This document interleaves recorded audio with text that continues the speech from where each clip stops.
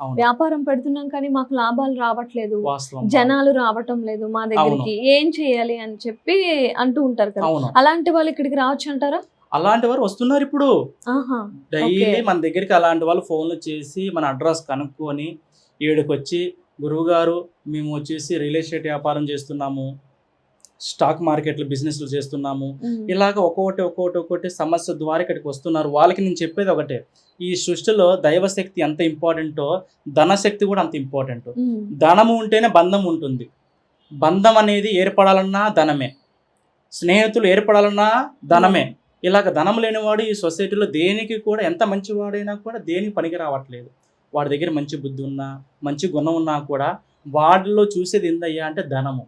ధనము ఉందా 10 మంది బలగం వస్తున్నారు. హ్మ్. ఇలాగా ప్రతి ఒక్కళ్ళకి ఆశ ఉంటుంది. ఈ సొసైటీలో ఏదో ఒక బిజినెస్ పెట్టాలి, డబ్బు సంపాదించాలి, మంచిగా బతకాలనే ఆశ ద్వారా ఎంతోమంది ప్రయత్నాలు చేస్తున్నారు. కానీ ఆ ప్రయత్నాలు ఏమైపోతున్నాయంటే విఫలమైపోతున్నాయి. హ్మ్. అది ఎందుకు విఫలమవుతున్నాయి అంటే వారి జాతకాలలో బలం ఉంటుంది. ఆ బలం లేకపోవడం వల్ల దెబ్బతినే వాళ్ళు కొంతమంది ఉంటారు. కొంతమంది ఎదిగే వాళ్ళని చూసి చెడగొట్టే వాళ్ళు కూడా కొంతమంది తయారయ్యారు. అవును. అవును. ఇలాగ బాణామతి, చేతబడి, చేతబడి. అవును. నరదృష్టి, హ్మ్. ఒక వ్యక్తిని చూసి ఆ వ్యక్తి బాగున్నాడని కొంతమందికి కూడా అతన్ని నష్టం చేయాలని కొన్ని ప్రయత్నాల ద్వారా బాగుపడేవాడిని కూడా పాతాళంలో తొక్కడం కూడా జరుగుతూనే ఉంది. హ్మ్. నా కళ్ళతో కూడా ఎన్నో చూశాను. నా చెవులతో ఎన్నో విన్నాను. హ్మ్. ఒక అతను రీసెంట్ 2 డేస్ ముందు వచ్చేసి గురువుగారు రియల్ ఎస్టేట్ బిజినెస్ పెట్టాను. కోట్ల ఆదాయం వచ్చింది. ఈ హ్మ్. మధ్య చాలా వరకు నష్టపోయాను గురువుగారు.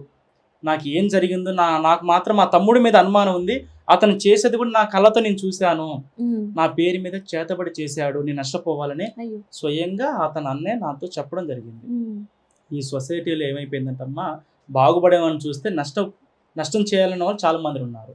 అలాగా ఏ సమస్య ఉన్నా సరే మనం దానికి పరిష్కారం కూడా చేస్తూ వస్తున్నాము. హ్మ్. వాటికి కొన్ని యంత్రాలు, వశీకరణ, ఆకర్షణ శక్తి, ఇలాగ పూజలు. ధనశక్తి, జప, హోమ మంత్రాల ద్వారా కూడా మనకి ఏ విద్య ద్వారా వాళ్ళకి నయం చేయాలో ఆ విద్య ద్వారా నయం చేస్తూ వస్తున్నాము. చాలా మంది ఇక్కడికి వస్తున్నారు. అందరూ బాగుంటున్నారమ్మా. హ్మ్. అలాగా. ఓకే. హ్మ్.